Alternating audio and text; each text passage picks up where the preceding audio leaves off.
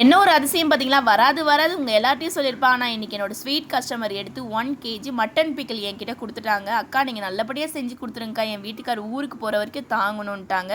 அவங்களுக்காக தான் நான் பண்ணியிருக்கேன். இப்ப சிக்கன் பிக்கிளுமே வந்து பண்ணியிருக்கோம். இது வந்து 1 கிலோவுக்கு மேல தான் இருக்கும். இது 2மே வந்து பேக் பண்ணணும். இது ஃபுல்லாவே ஆயில் அதிகமா இருக்குன்னு சொல்லியிருந்தீங்க. இது காலையிலே நான் செஞ்சு வச்சதுக்கு இப்ப மத்தியானம் தான் நான் பேக் பண்ணிட்டு இருக்கேன். இந்த ஆயில் வந்து இப்ப நம்ம ஒரு நான்வெஜ் ஐட்டம் செய்றேன்னா, ஆயில் வந்து மேல இருக்கும் இல்லையா? அதே மாரி தான். ஆனா இது நம்ம வந்து கிரேவியா பண்ணலங்க. கிரேவியா பண்ணா ஆயில் கொஞ்சம் கம்மியா யூஸ் பண்ணா அது நம்ம 1 வீக்லாம் வச்சு சாப்பிட முடியாது. இது வந்து நாங்க ஊறுகாய் மாரி பண்றதுனால, ஊறுகாய்ல ஆயில் கொஞ்சம் எக்ஸ்ட்ரா தான் இருக்கும். நம்மளோட பிக்கிள்ஸ்ல என்ன ஸ்பெஷல்னு கேட்டிங்கன்னா, நம்ம கபாப் மாரி போட்டுட்டு அத பிக்கிள்ஸ் தான் வந்து பண்றோம். டைரக்ட்டா கபாப் மாரி வந்து போடலாம். ஆனா அதுவுமே என்கிட்ட ஆன்லைன்ல கேட்டிருந்தீங்க. நம்ம கிட்ட அந்த மாரி கிடையாதுங்க. நான் அத மாரி செஞ்சு தான் வந்து பிக்கிள்ஸா வந்து பண்றோம். அதனால டேஸ்ட் நல்லா இருக்கும். கிரேவி சாப்பிடணும்னு தோன்றவங்கலாம் வந்து இத வந்து நீங்க வாங்கிக்கலாம். வெளியில இருக்கவங்கலாம். ஆனா இன்னைக்கு வந்து குக்கீஸ்மே வந்து ட்ரை பண்ணியிருந்தேங்க. ஃபுல்லா பட்டர்ல பண்ணோம். ரொம்ப நல்லா இருந்துச்சு.